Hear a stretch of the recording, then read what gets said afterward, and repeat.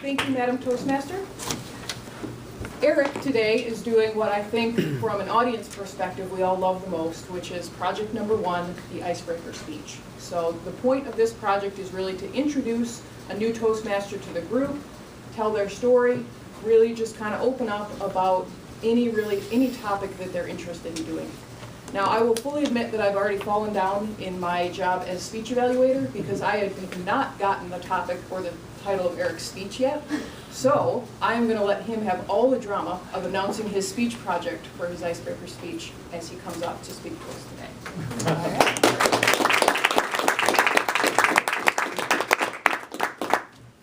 Well, Toastmasters and guests, thanks a lot for letting me speak to you this morning and sharing with you a little bit about myself. I'm just going to talk about growing up a little bit, and then my college years and how I decided on my major. And then the rest of the story will come as I get more speeches. So I'm not going to get it all out today. There's going to be some surprises. I grew up as I was the youngest of 5 kids. I'm 2 minutes younger than my brother.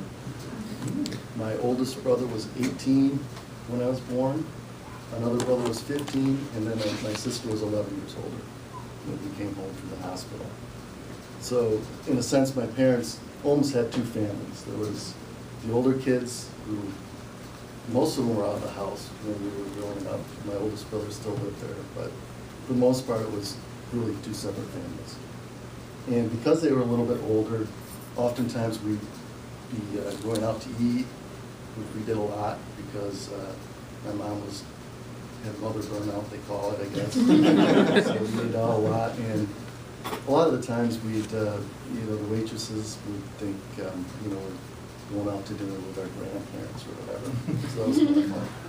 It was even more fun for the friends we had with us. And growing up, we were real fortunate. We, like a lot of Michiganders, had a cottage in the summer.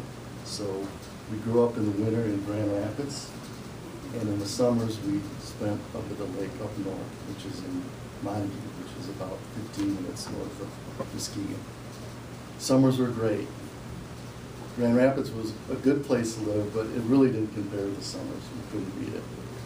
We had a lot of freedom. One reason was like I said before, my parents were quite a bit older, so we really didn't have a curfew. And it wasn't because they didn't want one, it's because they often just couldn't stay up that late. So we had all kinds of fun with cousins and friends, and we did, pretty much anything we wanted. It wasn't always fun. Eventually, as you get older, you have to get summer jobs, you have to, be productive, I guess, a little bit, do chores. And I was always interested and always liked watching my uncles and my father, do anything from repair a fence post to build whole cottages. But I was always interested in watching how they did it, the techniques, using saws, and digging holes, whatever it was. And that would eventually lead into my career. But it wasn't a direct decision, it was kind of roundabout. But first I'll go back and talk a little bit about being a twin, because I sometimes get the question, what's it like? I never have a good answer because, I don't know what it's not like, so it's kind of a tough one to answer. But people always, especially people that just had twins, or they know, some of their friends or family members have had twins, they often ask for what would you advise them to do, or what's your single most important advice to give to parents of twins? And mine would be never dress them the same. And that was always the most, that's the thing I remember the most, is the same color, the same clothes was like prison, it was just like you did something wrong. It's okay if you got the same bike for Christmas, but it couldn't be the same color and the same bike. When we went out to eat often, like I told you we did, if my brother ordered chicken, I would order fish, even if I really wanted chicken, because we had to be different. And that, I guess I still do it. We still order something different. Even if we order a steak, the potato has to be different. So that still carries with us. After, I guess when you get into high school, you start after thinking about where you're going to go to college, what's your major, all those kinds of things that everyone has to do.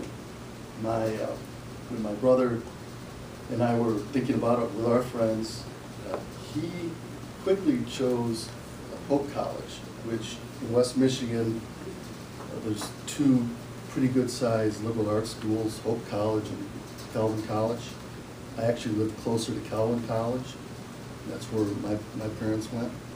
And the local joke always, if you don't go to Calvin, there's always hope. My brother chose Hope, and then instead of choosing Calvin, I chose to go somewhere else. I ended up at applying to a bunch of schools, statewide, local, and some out of state. And it turned out that the best one and in the major closest to what I wanted to go in was Arizona. So I ended up going to University of Arizona in the civil engineering program.